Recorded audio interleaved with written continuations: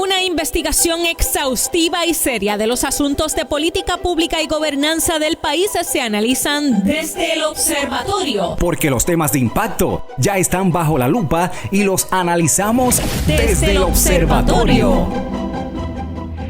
Saludos amigos y bienvenidos otra vez más a su programa Desde el Observatorio, programa del Observatorio de Sociedad, Gobernanza y Políticas Públicas de la Pontificia Universidad Católica de Puerto Rico. Como todos los lunes, les habla el doctor Hernán Vera Rodríguez, director del observatorio, y le acompaña la doctora Jennifer Castellanos Barreto, asistente del director del observatorio. Saludos, Jennifer. Saludos, doctor Vera, es un gusto estar con usted aquí desde el observatorio. Por supuesto, saludo a todos nuestros oyentes, quienes se conectan a través de Católica Radio y quienes escuchan esta retransmisión por cualquiera de las plataformas digitales de la PUCPR. En el día de hoy estaremos conversando sobre la situación de la pobreza en Puerto Rico de cara a los resultados del censo 2020. Doctor, si quieres algún preámbulo antes de empezar a profundidad. Sí, mira, hablar, ¿verdad? Que el marco, ¿verdad? Desde el cual nosotros veremos este episodio de hoy, es la realización de un estudio que nos encomendó en el 2013 la Presidencia de la Pontificia Universidad Católica de Puerto Rico y la Conferencia Episcopal de Puerto Rico, ¿verdad? Que culminó con un libro, ¿verdad? Sobre la pobreza en Puerto Rico, que es un libro muy divulgado, ¿verdad? En la prensa, fue muy divulgado en la prensa, nos invitaron a presentarlo en distintas universidades del país y vamos. Así que es una obra de consulta, yo te diría, en casi todos los programas de ciencias sociales en el país y todos aquellos, ¿verdad? Programas. Lo usan también mucho los programas federales a la hora de redacción de propuestas, ¿verdad? Porque hay que establecer una base de las necesidades de esas propuestas federales y se utiliza mucho el estudio para eso. Realmente lo que hicimos en aquel momento, Jennifer, fue una recopilación de documentos que andaban sueltos por distintas agencias del gobierno local y del gobierno federal de Puerto Rico, revisiones de literatura, revisión de la doctrina social de la iglesia sobre el tema de la pobreza y los pobres, ¿verdad? Y llevamos a cabo, ¿verdad? Lo que le pudiéramos llamar un meta-análisis, ¿verdad? Un análisis de esos análisis que habían hecho distintas fuentes. Claro, siendo la primera el censo del 2010. Así que el censo del 2010 pues nos sirve como base para, ¿verdad? Hacer muchas de las proyecciones que hicimos en ese libro. Sí, para contextualizar a nuestros oyentes, el libro se titula La pobreza en Puerto Rico y su impacto en el bienestar, aspectos sociales, políticos y empresariales, para quienes quieran buscar pues este material y leerlo a profundidad.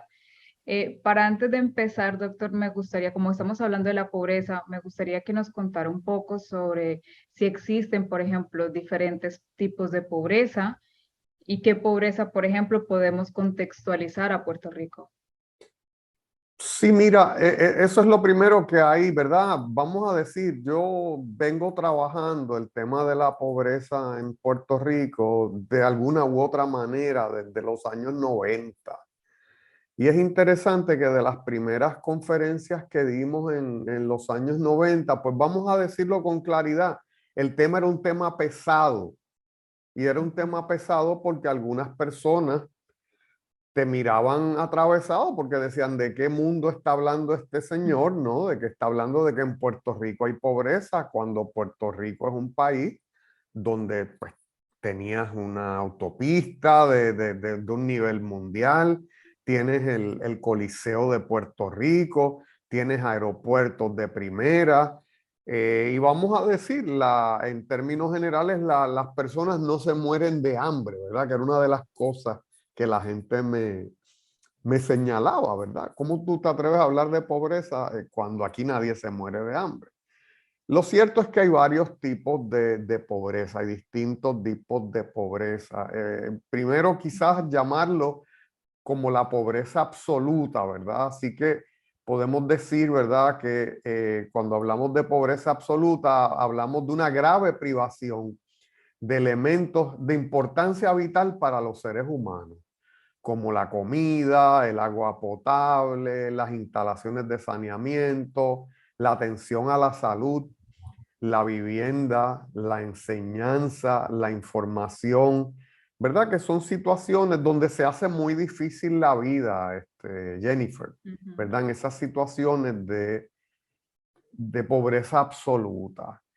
Naciones Unidas, ¿verdad? En las metas del milenio, ¿verdad? Y las metas 2030 y los objetivos de desarrollo sostenible y anteriormente en las metas del milenio, pues tenía el combate a la pobreza como uno de sus puntales, ¿verdad? Como uno de sus pilares.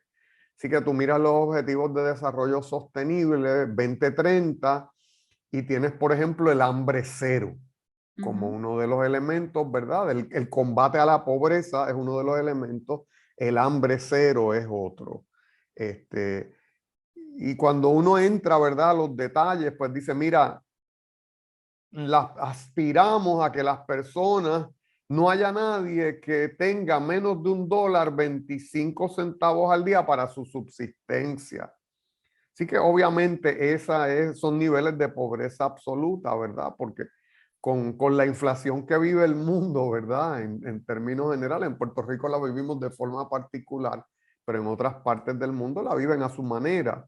Pues también es muy difícil vivir con el equivalente a $1.25 y esa es la gran aspiración de Naciones Unidas, que nadie se acueste con hambre y que las personas tengan satisfechas sus necesidades básicas de techo, ¿verdad? De abrigo, de agua, etcétera, ¿no?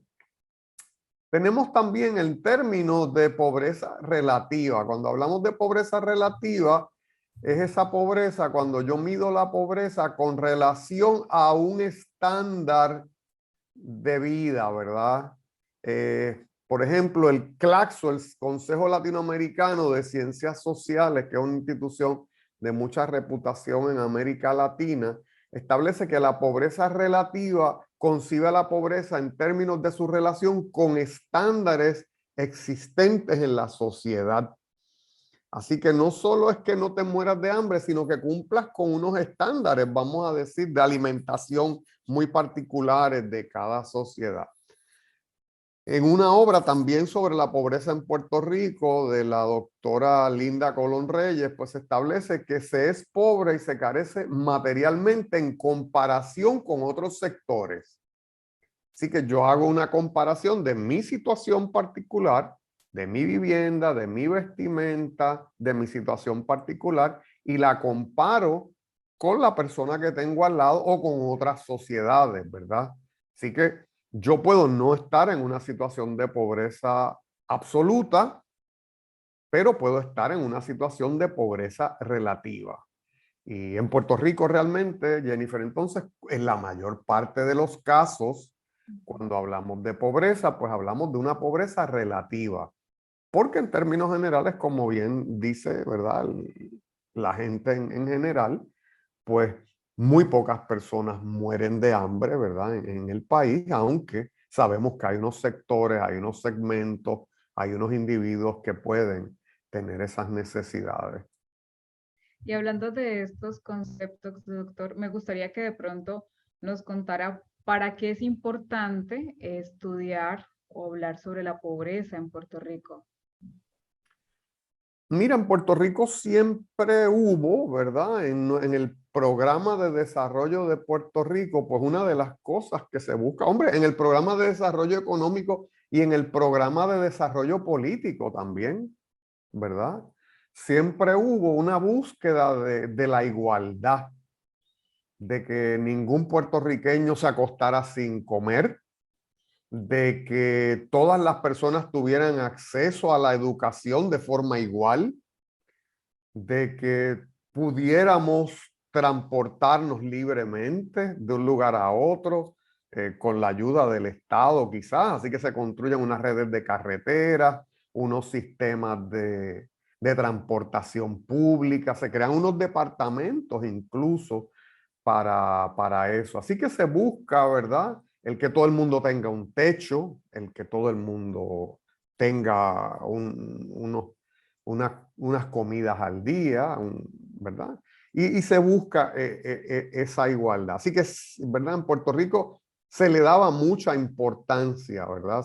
Sé que ahorita vamos a tocar ese tema, ¿verdad? De la pobreza y las políticas públicas, pero ese contenido que hoy día tiene la Agenda 2030 y que tienen las ODS, los Objetivos de Desarrollo Sostenible de Naciones Unidas, pues estaban incorporados hace mucho tiempo en lo que eran las políticas públicas de Puerto Rico. Se buscaba, ¿verdad? Sobre todo que a través del aparato gubernamental se balancearan esas clases sociales y todo el mundo tuviera, Jennifer, vamos a decir,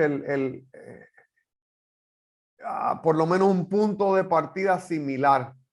Okay. Un punto de partida similar. Tratar de igualar, ¿verdad? Obviamente es un sistema de clases sociales, pero tratar de tener unos mínimos satisfechos para todas las clases sociales. Doctor, y en este estudio, ya que dice clases sociales, más allá de las clases sociales, usted categoriza algunos grupos principalmente, y sobre esos grupos elabora algunos factores que afectan o que aceleran como tal la pobreza en estos grupos poblacionales. Y entiendo que los segmenta en niños, mujeres y adultos. Y en estos programas desde el observatorio hemos tocado temas relacionados con estas poblaciones, pero me gustaría que tuviéramos la oportunidad de escuchar, los oyentes tuviéramos la oportunidad de escuchar cuáles son esos factores que usted en ese entonces, en esta publicación del 2013, encontró, son los factores que están relacionados con la pobreza en estos tres grandes sectores o estos grandes grupos poblacionales, perdón. Mira, vamos a tocar primero la situación de los niños, ¿verdad?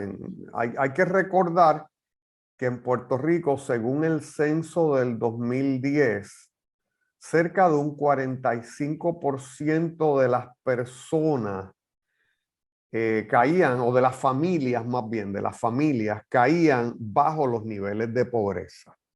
Cerca de un 45%.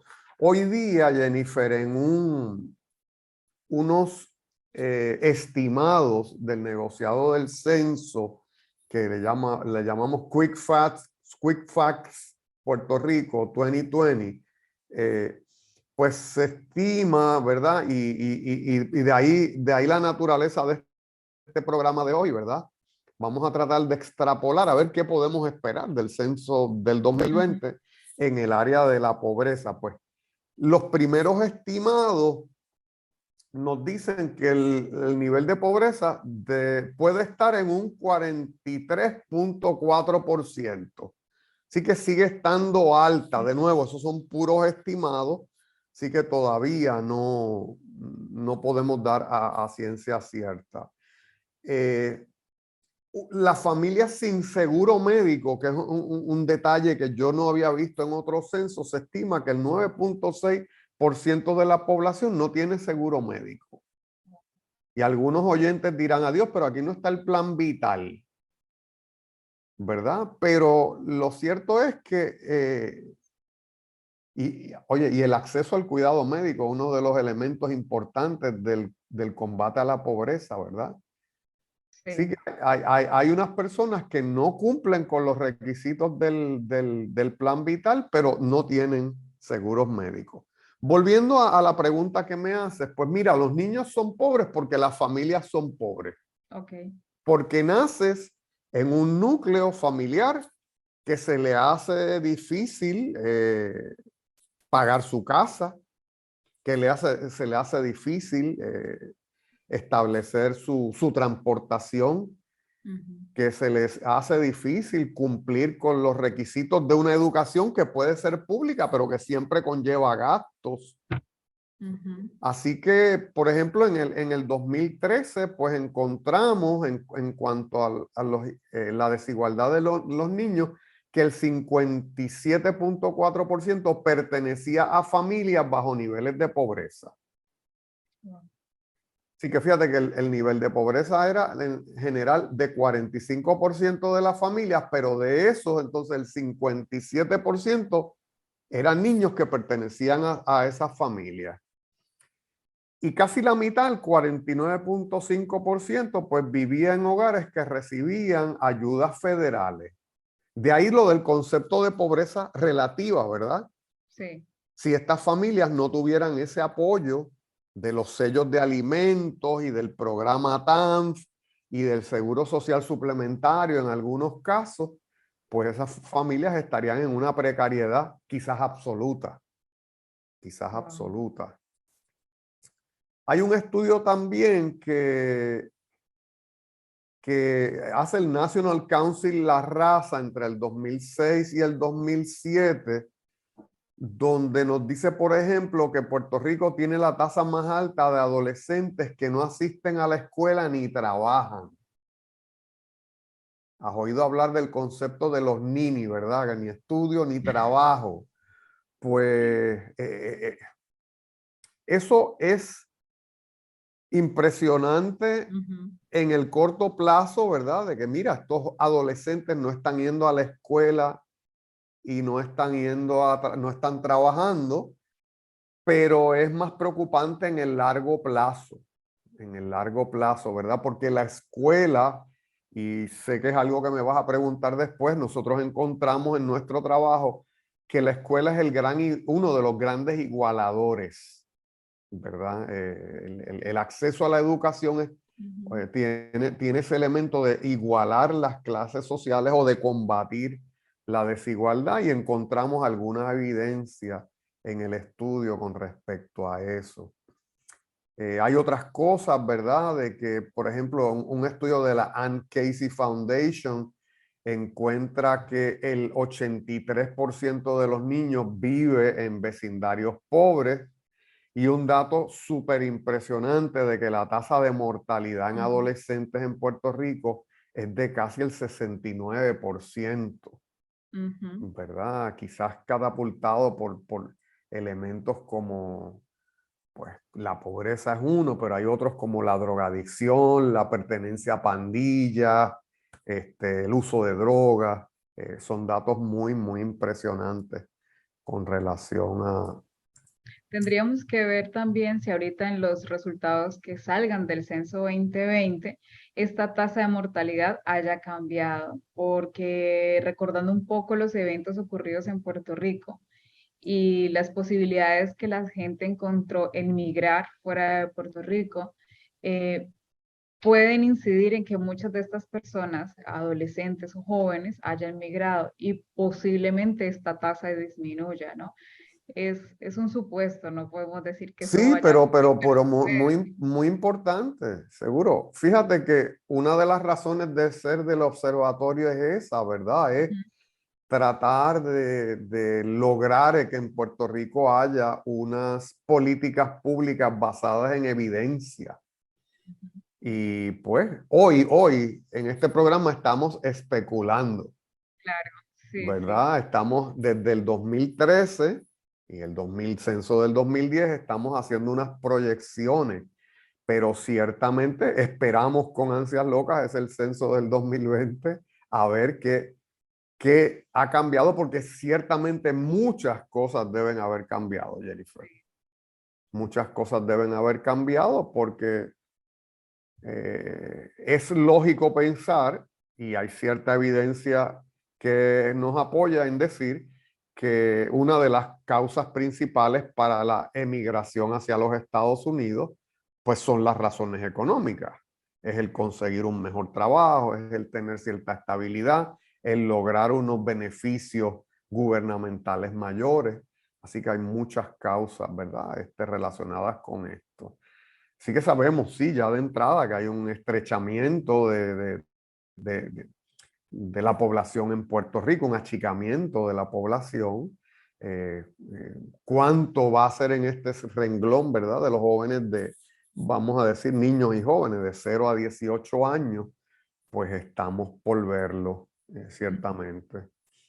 Siguiendo con tu pregunta, ¿verdad? Pues mira, en cuanto a las féminas, pues nosotros encontramos que en ese censo del 2010, y a veces utilizaba yo también unos avances que ya había del 2013, ¿verdad? Unos estimados que había del 2013, pues el 53% perdón, las féminas mayores de 18 años eran el 53.2% de toda la población de Puerto Rico.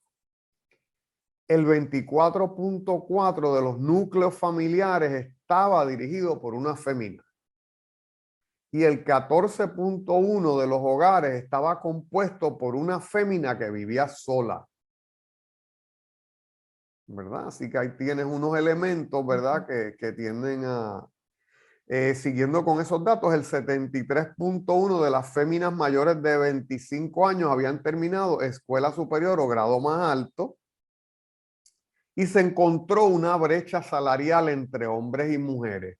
Yo hice unos estimados para este estudio, pero hay un estudio que es más preciso que mis números, que es un estudio realizado por el doctor Caraballo Cueto y la doctora Ailín Segarra Alméstica, que es un estudio que está disponible, que cualquier persona puede entrar esos datos de brecha salarial en Puerto Rico y pueden encontrar eso.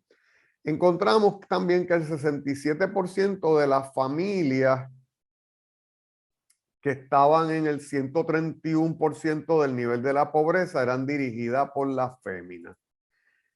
Así que a base de esos datos nosotros especulábamos algunos factores que parecen influenciar la pobreza femenina en Puerto Rico.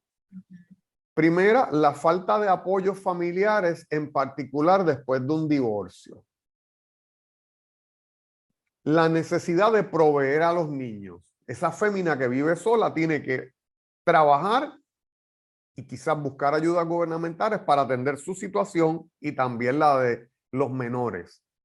En tercer lugar, la disparidad salarial que habíamos mencionado.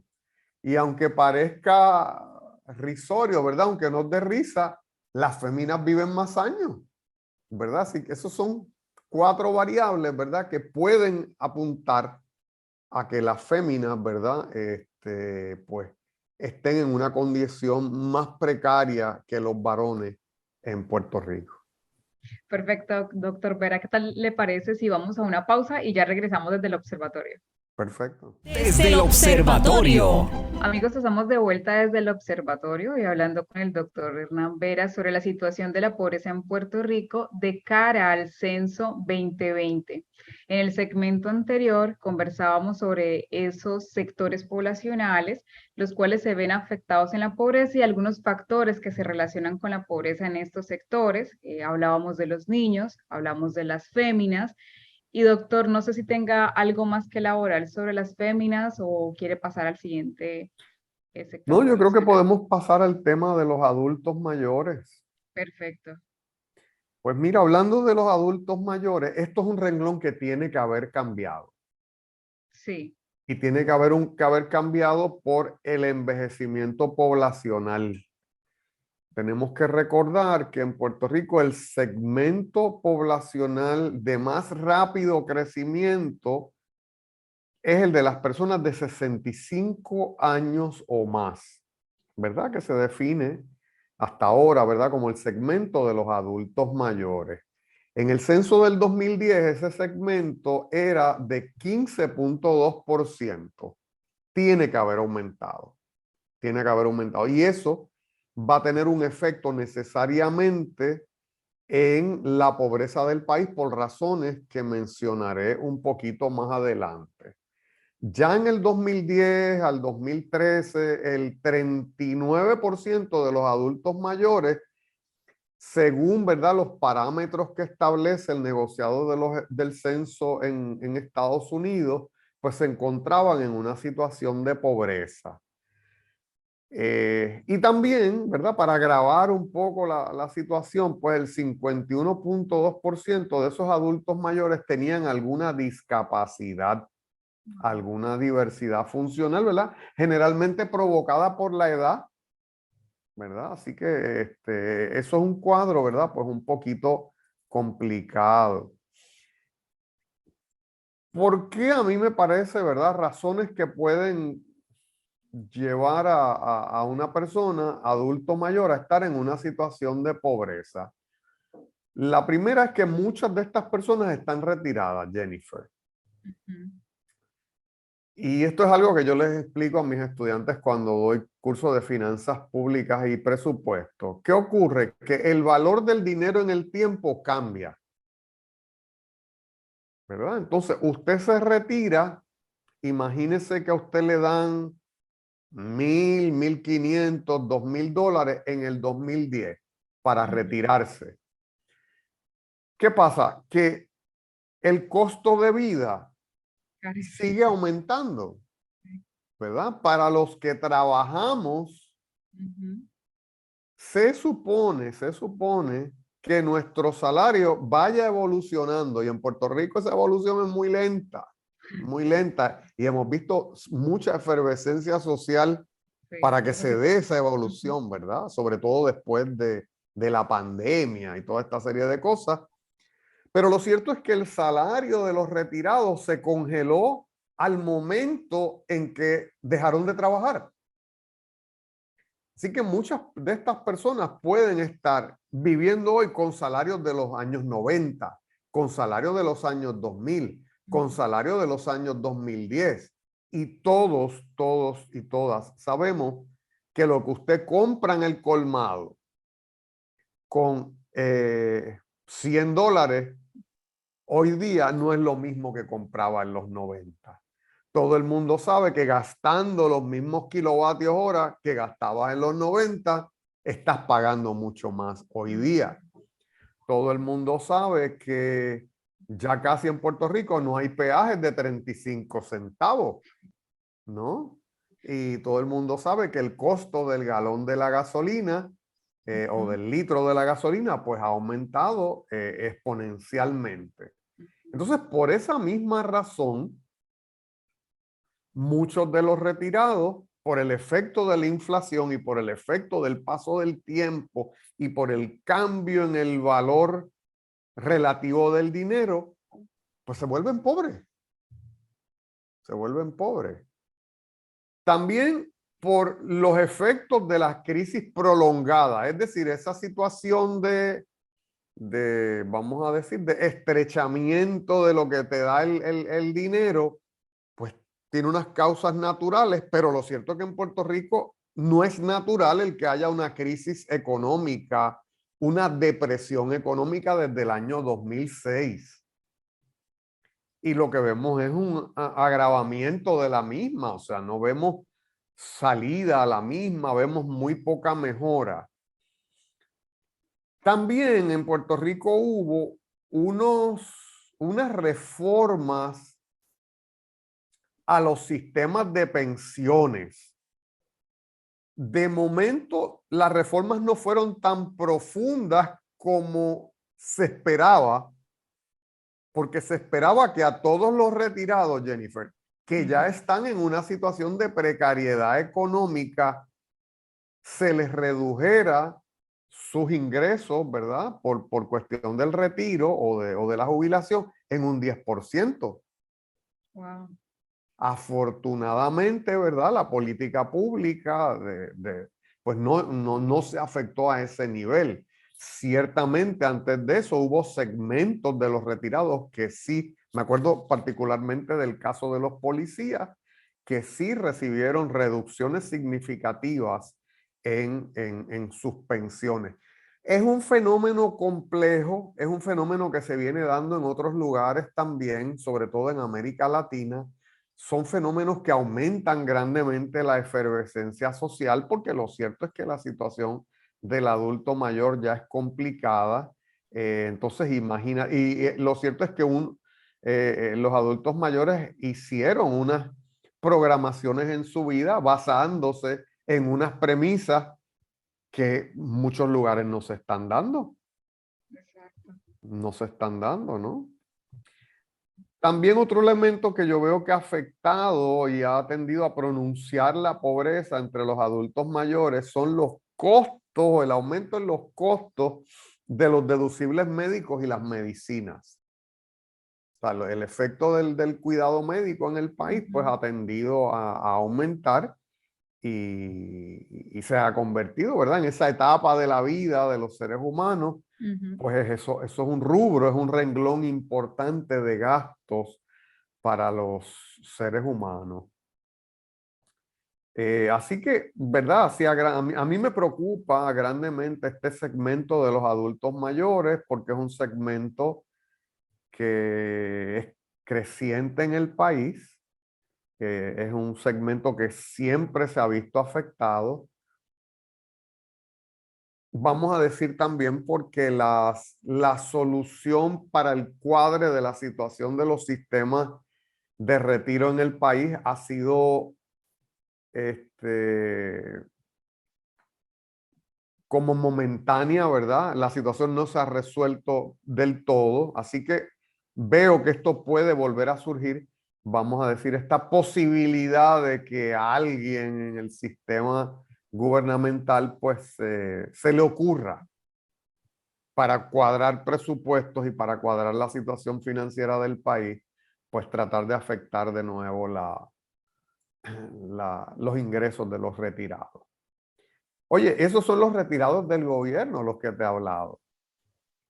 Y las personas que están en sector privado. Lo cierto también es que en las décadas del 90 y el 2000, muchos planes de retiro privados, muchos planes de jubilaciones privadas quebraron. La razón es un poco compleja, pero trato de explicársela a los oyentes en una cápsula, ¿verdad?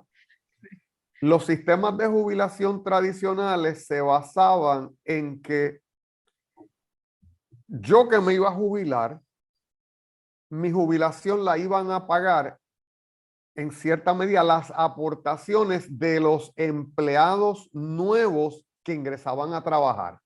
O sea, por ejemplo, tú ya te ibas a retirar y entonces yo empezaba a trabajar, pues entonces Tú y otras con mi personas como tú aportación. hacían unas aportaciones y entonces de esas aportaciones que ustedes hacían se me pagaba a mí y se me pagaba gente, ¿verdad? Así que había como este contrato generacional. Como un balance, ¿no? Los que entran y los que van saliendo ya y así se va equilibrando la balanza. Eso por un lado, es decir, ¿cuáles eran las fuentes de ingreso de un plan de jubilaciones? Eran las aportaciones de los más jóvenes, las que yo había hecho y la gente, ¿verdad?, que nos íbamos anteriormente, y lo que esas aportaciones de los viejos y de los nuevos habían ganado en el mercado de valores mundial. Se compraban bonos, se compraban acciones, se compraban instrumentos financieros. ¿Qué pasó, Jennifer? Que se invierte en muchos de nuestros países la pirámide poblacional por el efecto este de los baby boomers y empieza a retirarse más gente que la gente que viene entrando a los lugares de trabajo. Es decir, que hay más obligaciones de pagar pensiones que dinero entrando al plan de pensiones. Por un lado. Por el otro lado, los mercados financieros a cada rato tenían ¿cómo te digo? Un lunes negro, un viernes negro y se caían las acciones y se caían los mercados y ahí se perdía muchísimo dinero también. Así que fueron como la tormenta perfecta, ¿no? Por un lado, pues la tormenta de la situación poblacional que se pudo haber previsto y por otro lado, la tormenta de lo que ocurría en los mercados bursátiles del mundo. Lo cierto es que en muchas organizaciones eliminaron ese plan de pensiones y se crean a unos planes de seguro, que son los que existen casi hoy día en la empresa privada, que le llaman los 401k. ¿Qué significa eso, Jennifer? Son unos planes como de ahorro. Usted aporta $1, el patrono, si es generoso, aporta otro $. Eso es raro en nuestro medio, pero vamos. Eso se invierte en el mercado de valores a distintos niveles de riesgo. Y cuando usted se retire, pues usted se lleva lo que usted aportó, lo que el patrono aportó y lo que eso ganó o perdió en el mercado de valores. Lo cierto es que mis cálculos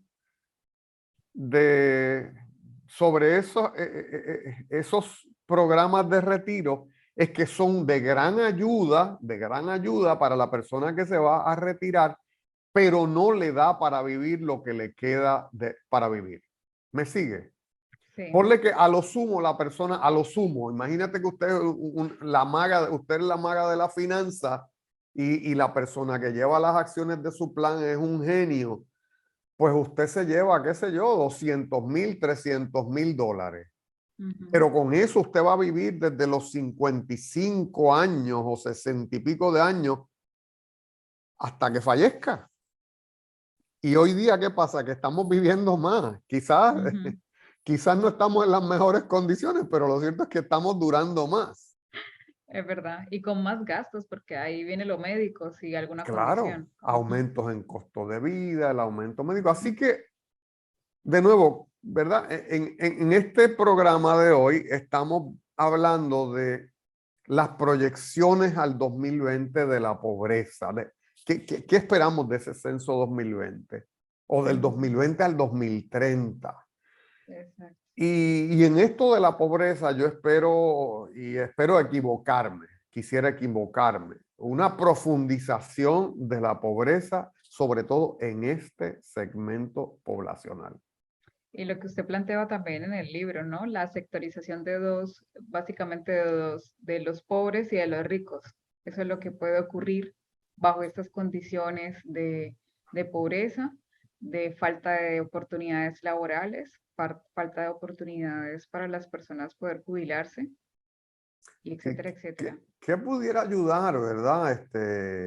Bueno, y hay que verlo, ¿verdad? Es decir, yo a veces digo, Jennifer, y quizás tú me has oído en las clases, decir que con mi generación se rompió el contrato social laboral. Tú me has oído hablar de eso.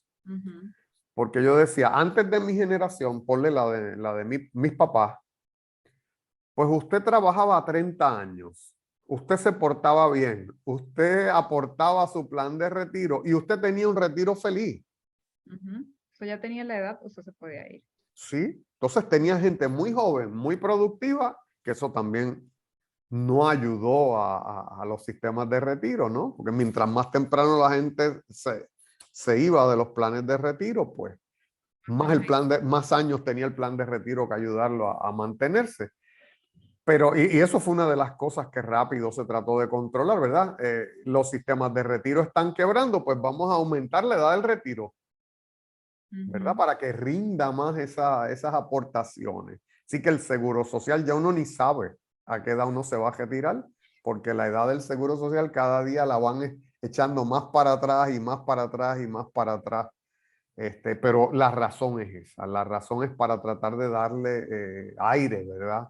A esas situaciones de retiro. Doctor, me sí, gustaría quizás, bueno, perdón que le interrumpa, pero antes en estos últimos 5 minutos aprovechar quizás para hablar un poco sobre esas políticas públicas que existen o quizás algunas recomendaciones que usted tenga frente a esta situación. Claro, mira, lo primero en términos de políticas públicas es que, ¿verdad? Comenzamos el programa hablando de cómo dentro de los planes gubernamentales eran bien importantes esos programas de combate a la pobreza, ¿verdad?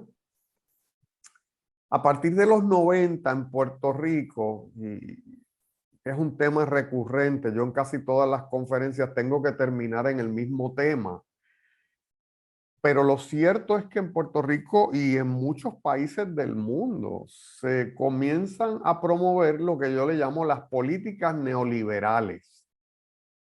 El neoliberalismo es una doctrina económica que básicamente lo que plantea es que el gobierno más eficiente es el gobierno más pequeño y que el gobierno no debe estar metido en áreas donde no se le ha llamado. Así que un área como esto de los retirados, pues desde un punto de vista neoliberal, mira, ponle un plan 401k y que la gente se resuelva, o que la gente ahorre, o sea, tan sencillo es como eso, ¿no? O sea, desde un punto de vista neoliberal, el que es pobre es porque le da la gana. Terrible. Y se llama neoliberal porque eso es lo que se planteaba en el liberalismo económico, ¿verdad? De Adam Smith y de David Ricardo, donde básicamente decía, no ayudes al pobre, porque si tú ayudas al pobre, estos son qué sé yo, los 1700 y los 1800, si tú ayudas al pobre, pues tú estás fomentando la vagancia. Y la mano de obra va a ser más costosa porque la gente, si tú le das todo, pues no va a querer trabajar. Entonces, pues, ¿qué te digo? Estas políticas de los 90 y de los 2000 vuelven a ese ámbito, ¿verdad? Ese tema de la pobreza es un tema donde el Estado debe sacar las manos. Y el Estado ciertamente, en general, y en Puerto Rico en particular, empieza a sacar las manos. Y por ejemplo, en el área de salarios, pues nosotros vimos que el gobierno comienza a básicamente desregular muchas cosas de los salarios. Así que no se atendió lo de los salarios mínimos por muchos años, Jennifer. Y no es sino hasta ahora, después de la pandemia, cuando no aparece nadie para trabajar. Entonces ahora mira, sí tenemos que atender la situación de los salarios. No por justicia social. No porque nadie se acueste sin comer. No en atención a las necesidades ¿verdad? De esta gente que me ayuda a crecer mi empresa. Así que, entonces, ves cómo se empezaron a eliminar beneficios de vacaciones, beneficios de licencias de enfermedad y un montón de cosas, ¿no? A eliminar los planes de retiro. Entonces, las políticas públicas, más que instrumentos de combate a la pobreza, y va a sonar fuerte lo que digo, creamos unas políticas de construcción de la pobreza. Construcción de la pobreza. Wow. ¿Por qué? Porque si elimino los planes de retiro, o si, ¿verdad?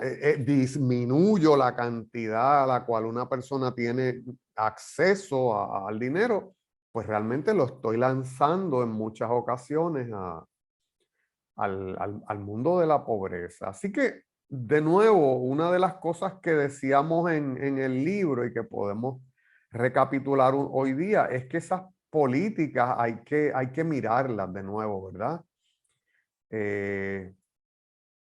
El desarrollar programas gubernamentales, ¿verdad? Con estudiar algunas recomendaciones que hacíamos, estudiar las razones para la persistencia de una brecha salarial entre féminas y varones, establecer programas para fomentar el que un mayor número de personas terminen la escuela superior y de ser posible su grado universitario, porque esto es un tema que se nos quedaba, Jennifer, ¿no? Una cosa que nosotros encontramos es que a medida que la persona aumentaba sus niveles de estudio, aumentaban a sí mismo sus ingresos, sobre todo en personas que habían terminado su cuarto año y que habían terminado su bachillerato. También hablábamos de evaluar cuidadosamente el desarrollo y la implantación de políticas encaminadas a recortar gastos gubernamentales, aumentar los impuestos, reducir el tamaño del gobierno, privatizar servicios y demás. Porque son unas políticas, como te digo, que si no lo sabemos hacer adecuadamente, y eso en términos gubernamentales es el equivalente a cirugía de cerebro, pues tenemos que saberlo hacer porque si no echamos a perder el paciente. Así que eso a grandes rasgos, pues, ¿verdad? Recapitula muchos de los planteamientos. Pues muchísimas gracias, doctor Vera. No sé si haya algo más.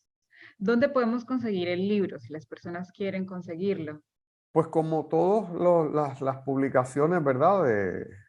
De la Católica, pues aparecen publicaciones.pucpr.edu. Esta publicación, como es del 2013, van allí, una vez llegan a esa parte, pues tienen que buscar en publicaciones académicas Y ahí tienen que buscar un poquito, ¿verdad? O utilizar el buscador para que lo lleve a esta publicación, porque como es del 2013, las más recientes, pues aparecen al principio. Sí, gracias, doctor. Recordarles que el libro se titula La pobreza en Puerto Rico y su impacto en el bienestar, aspectos sociales, políticos y empresariales. Pues bueno, doctor, hemos llegado al final de este programa desde el observatorio. Muchísimas gracias por su participación y por supuesto por este tema tan interesante de cara a esos resultados que van a aparecer del Censo 2020 en Puerto Rico. Damos las gracias a todos nuestros oyentes quienes se conectaron a través de Católica Radio y quienes escuchan esta retransmisión por cada una de las plataformas digitales de la PUCPR. Nos vemos entonces en un próximo episodio desde el observatorio. Hasta la próxima. Hasta la próxima. Forma parte de nuestro análisis. Comparte tus opiniones con el panel. Comunícate con nosotros a observatorio.pucpr@pucpr.edu. Desde el observatorio, una producción de la Pontificia Universidad Católica de Puerto Rico.